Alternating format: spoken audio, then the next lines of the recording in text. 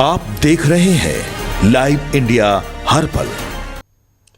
नमस्कार, आप देख रहे हैं लाइव इंडिया हर पल। मैं हूं आपके साथ रेखा मिश्रा। कॉकरोच जनता पार्टी का सरकार के साथ बातचीत हुई, यानी कि सीजेपी के डेलीगेशन ने जेपी नड्डा से मुलाकात की। जेपी नड्डा की ओर से उन्हें आश्वस्त भी किया गया, लेकिन दीपक जो कि पूरे कॉकरोच जनता पार्टी का नेतृत्व करते हैं, यानी कि अभिजीत दीपके, उन्होंने इस आंदोलन को जारी रखने की बात की और उन्होंने यही कहा कि 21 जुलाई को भी जो है वो प्रदर्शन जारी रहेगा। यानी कि जिस तरीके से पुलिस की ओर से युवाओं पर लाठीचार्ज किया गया, इसको लेकर के अभिजीत दीपके बेहद आक्रोशित नजर आए और उन्होंने कहा कि यह आंदोलन जारी रहेगा।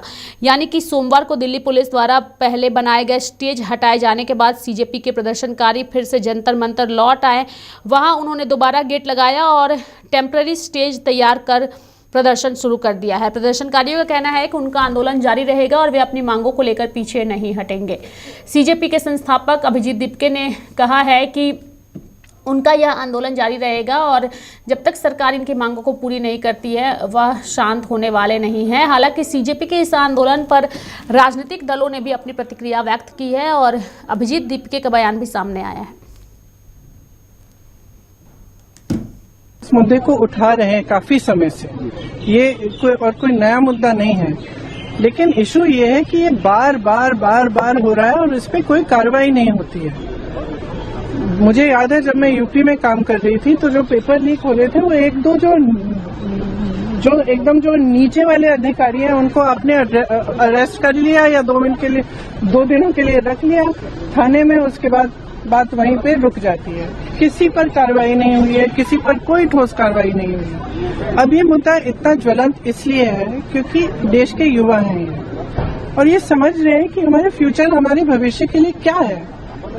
हमारे माँ बाप लोन लेकर मुश्किल से हमें पढ़ाते हैं, हम लोग स्ट्रगल कर रहे हैं। वो ये कह रहे हैं ना, वो कह रहे हैं कि हम स्ट्रगल कर रहे हैं, हमारे लिए इतना मुश्किल है। आप कोचिंग सेंटर्स को देखिए, मैंने बहुत सारे देखे, और कोचिंग सेंटर्स में जाइए और कोई भी माँ बाप जानता है, मतलब किसी भी लेवल का, किसी भी सोसाइटी में आप जानते होंगे आपके बच्चे जब पढ़ते हैं तो कितना टेंशन होता है, कितना जब एग्जाम होता है कितना टेंशन होता है। एज इट इज इतनी मुश्किल परिस्थिति है, ऊपर से आपने जॉब्स क्रिएट नहीं किए हैं इतने समय से, तो बच्चा अपने फ्यूचर को देख रहा है, कह रहा है कि मतलब मेरे फ्यूचर में फिर है क्या, मैं स्ट्रगल ही करते रहूं। मैं कह रही थी इंग्लिश में, मैं कह रही थी कि मैं कुछ ऐसे बच्चों से मिली थी जब मैं यूपी में काम कर रही थी, जो 26 साल के, 27 साल के, 28 साल के बच्चे कह रहे हैं हमारी तो शादी भी नहीं हो रही है, हम कुछ कर नहीं पा रहे हैं, हम इंतजार कर रहे हैं कि हमारी नियुक्ति की लिस्ट आएगी, पेपर लीक हो जाता है, हम एग्जाम देते हैं, कुछ पता नहीं चलता, उसके बाद फिर हम दोबारा देते हैं। तो मतलब ये एक बहुत ही जेन्युइन प्रॉब्लम है और इसको हल्के में कोई नहीं ले सकता। ये एक बहुत जेन्युइन प्रॉब्लम है। आज युवा बहुत ही दुखी है एक्चुअली। ये जो आप नाराजगी देख रहे हैं, एक्चुअली दुख है कि हमारे फ्यूचर, हमारे भविष्य के बारे में कौन सोच रहा है। और इनकी सिंपल सी चीज है, आप प्रधानमंत्री हैं, आपकी जिम्मेदारी है, ये युवा है, हम सब इस सदन में रोज आते हैं, अब ना तो यहाँ पे आप चर्चा करना चाहते हैं, ना ऑपोजिशन को आप पॉइंट उठाने देते हैं, आप डिस्कस नहीं करना चाह रहे हैं। ये सदन है किसका? ये उन्हीं युवाओं का है ना जिसको आप रोक रहे हैं बाहर, जिन पर आप लाठीचार्ज कर रहे हैं, जिन पर आप आंसू गैस चला रहे हैं। ये तो मतलब ये सदन ही उनका है, हम सब यहाँ हैं, किसने हमें यहाँ रखा है? उन्होंने ये रखा है। तो उनकी बात तो सुन ले, उनकी बात तो सुन। Prime minister Modi anti youth है, बिल्कुल एंटी यूथ है, देखिए एंटी यूथ है, एंटी गरीब है, एंटी किसान है। अब 12 साल हो गए, हम सब देख रहे हैं ना, किसान आंदोलन कर रहे हैं, आप उनपे दमन कर रहे हो, अब बच्चों पे दमन कर रहे हो। बच्चे हैं, सुन लीजिए इनकी बात, क्या होने जा रहा है। अगर इनकी बात शांति से सुन लें, आप मंत्री जी की जिम्मेदारी है, उनसे रिजाइन करवाइए। देखिए एक जमाना था जब मंत्री जिम्मेदारी लेते थे, मुझे याद है एक ट्रेन का एक्सीडेंट हुआ था शायद 80s में, अगले दिन उन्होंने इस्तीफा दिया। जो मंत्री रिस्पॉन्सिबल थे, जो उसके समय के रेल मंत्री थे, तो इस्तीफा दीजिए, जिम्मेदारी लीजिए, और सबसे जरूरी तो यह है कि सिस्टम को दुरुस्त करिए। जनता चुन के भेजती है संसद जनता से जुड़े हुए मुद्दों पर चर्चा करने के लिए, लेकिन विपक्ष के लोग वहां जाकर के सिर्फ विरोध का काम करते हैं। जो काम करना चाहिए वो काम। लाठियां तो सिर्फ पुलिस द्वारा चलाई गई है। हमारे बच्चों को मारा गया है, उनके सर फोड़े गए हैं, सड़कों पर घसीटा गया है उनको। मतलब गीतांजलि मैम जो सोनम सर की वाइफ है, उनके बाल खींच के उनको ट्रक से बाहर निकालने की कोशिश की है। जो ट्रक जो साउंड सिस्टम पूरे इतनी बड़े संख्या में लोग आए थे उनको मैनेज कर रहा, उस ट्रक का शीशा फोड़ा गया है। हमारे वॉलंटियर की पसलियां टूटी हैं। इतनी बर्बरता हमने आज तक कभी एक्सपेक्ट नहीं की है, ना देखी है। कल दिल्ली पुलिस ने सारी हदें पार की हैं। क्लियरली उन लोगों को इंस्ट्रक्शन दिए गए थे लोगों को मारने के लिए, बच्चों को मारने के लिए। बट आंदोलन इससे अब और बड़ा होगा। कल जितने लोग दिल्ली पहुंचे हैं उससे कई गुना ज्यादा लोग दिल्ली पहुंचेंगे।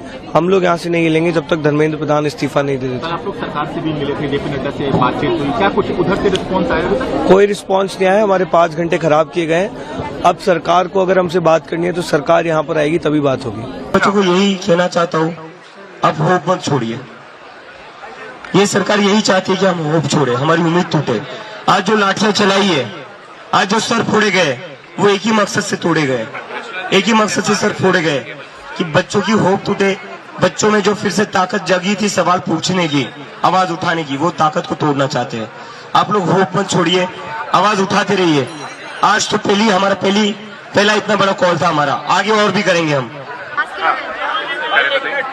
देश भर में हम जाएंगे सर, मैं आपको कह रहा हूँ। आप लोगों को अगर लग रहा होगा ना कि हम यहाँ से कमजोर होंगे, पीछे हटेंगे, नहीं होंगे हम, नहीं होंगे। आपको जो 3 घंटे बुलाया था, आज एक चीज तो पता चल गई है कि अगर जरूरत पड़ी तो इस देश का युवा एक साथ आ सकता है,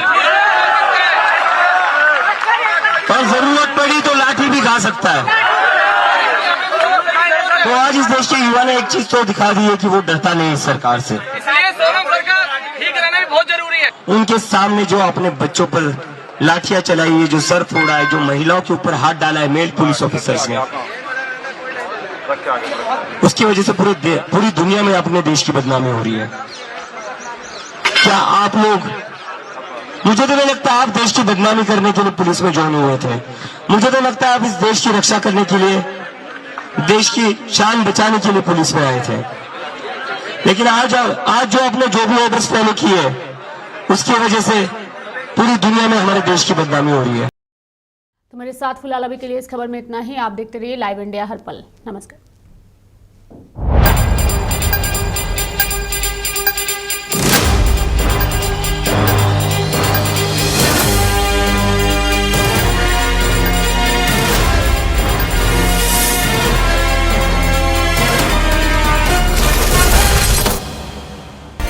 आप देख रहे हैं लाइव इंडिया हर पल।